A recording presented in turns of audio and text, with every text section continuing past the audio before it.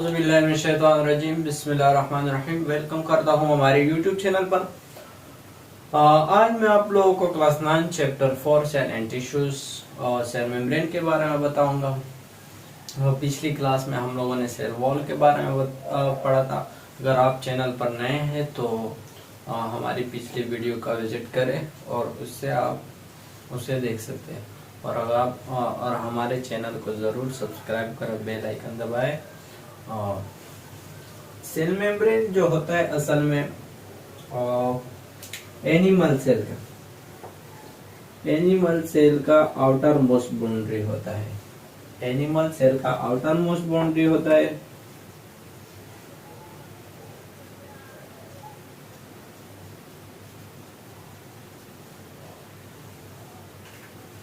Outer most boundary होता है animal cell का।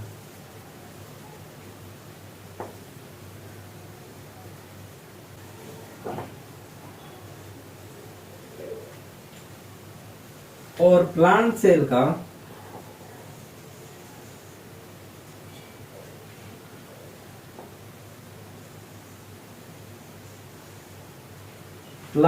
का जो होता है आउटर मोस्ट लिविंग बाउंड्री होता है, नॉन लिविंग बाउंड्री नहीं होता, क्योंकि सेल वॉल जो होता है वो नॉन लिविंग होता है और सेल मेम्ब्रेन जो होता है वो लिविंग होता है। तो इसलिए ये पॉइंट इस वजह से लिखा, जो सेल मेम्ब्रेन होता है उसको जो सेल मेम्ब्रेन होता है आउटर मोस्ट बाउंड्री होता है ऑल लिविंग सेल का। Outer most living boundary of all cell, outer most living boundary होगी, नॉन लिविंग नहीं, क्योंकि सेल मेम्ब्रेन सेल वॉल जो है वो नॉन लिविंग है। तो प्लांट सेल का आउटर मोस्ट लिविंग बाउंड्री जो होगी वो क्या होगी? सेल मेम्ब्रेन होगी।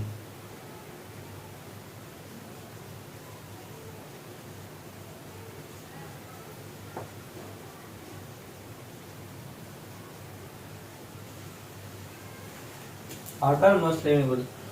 और सेल मेम्ब्रेन जो होता है इसको प्लाज्मा मेम्ब्रेन भी कहते हैं।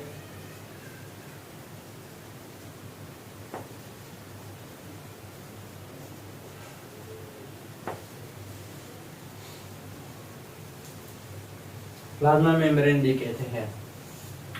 और ये सेपरेट करता है इंट्रासेलुलर से एक्स्ट्रा सेलुलर को।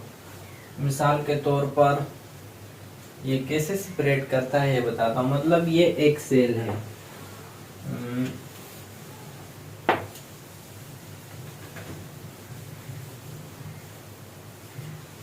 ये एक सेल है, ये अंदर साइड जो है ये इंट्रा है और ये बाहर जो है ये एक्स्ट्रा है। तो ये बीच में लेयर जो होगा ये इंट्रा को एक्स्ट्रा सेलुलर से सेपरेट करता है। मतलब यहाँ पे वाटर वगैरह है अंदर सेल वॉल में, जो सेल मेम्ब्रेन के अंदर जो साइटोप्लाज्म में वगैरह और लिक्विड फ्लूइड वगैरह होते हैं, तो ये एक दूसरे को सेपरेट करता है, सेपरेट का काम करता है। और सेल मेम्ब्रेन जो होता है वो बेसिकली जो होता है वो प्रोटीन, लिपिड और कार्बोहाइड्रेट से बना होता है। इसके बाद आते हैं फ्लूइड म्यूजिक मॉडल पर। इसमें इसको दो साइंटिस्ट ने डिस्कवर किया था, एक S J. Singer and Jen Nicolson थे। इसको मैंने शॉर्ट में लिख दिया। इन लोगों ने ये कहा कि सेल मेम्ब्रेन जो होता है वो 3 लेयर से बनी होती है, फॉस्फोलिपिड होती है, बाइलेयर होती है। तो असल में सेल मेम्ब्रेन जो होती है वो ऐसे 3 लेयर से बनी होती है।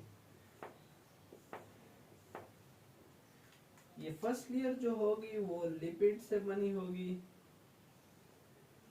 और थर्ड लेयर जो है वो भी लिपिड से बनी होगी और जो मिड वाली लेयर जो है वो प्रोटीन से बनी है। इसलिए इसको बाइलेयर कहा, फॉस्फोलिपिड का। और सेल मेम्ब्रेन इसलिए इसको बाइलेयर कहा, फॉस्फोलिपिड का। सेल मेम्ब्रेन का जो है और इंट्रासेलुलर को एक्स्ट्रा सेलुलर से सेपरेट करने में लिपिड का बहुत बड़ा रोल होता है, किरदार अदा करता है। असल में लिपिड जो होता है वो ऐसे होता है कि ये सेल है, ये न्यूक्लियस है, तो ये मिसाल के तौर पर ये वो है लिपिड है। ये जो लिपिड का जो पोलर साइड होगा वो एक्स्ट्रा सेलुलर की तरफ करेगा, जो नॉन पोलर होगा वो इस तरफ करेगा। से यहाँ पे ये भी ऐसे करेगा, एक्स्ट्रा सेलुलर को जो नॉन पोलर पोलर साइड होगा वो पोलर वाले की तरफ करेगा, जो नॉन पोलर होगा उसकी तरफ करेगा।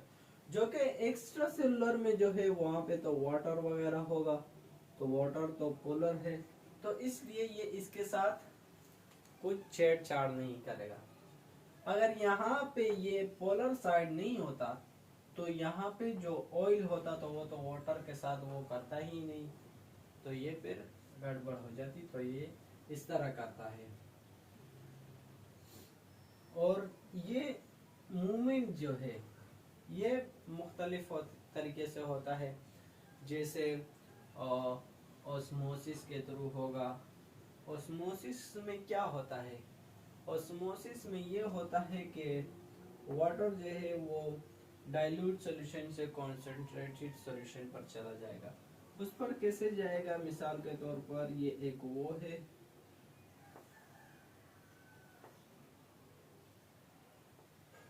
वेल है, और एक ये दूसरा जार है। तो इसमें हम मिसाल के तौर पर वाटर है और इसमें इतना जो है शुगर है, अब ये डाइल्यूटेड सॉल्यूशन है क्योंकि इसमें सलाहियत है ये इसमें और जो हम शुगर डाल सकते हैं डिसॉल्व करने की।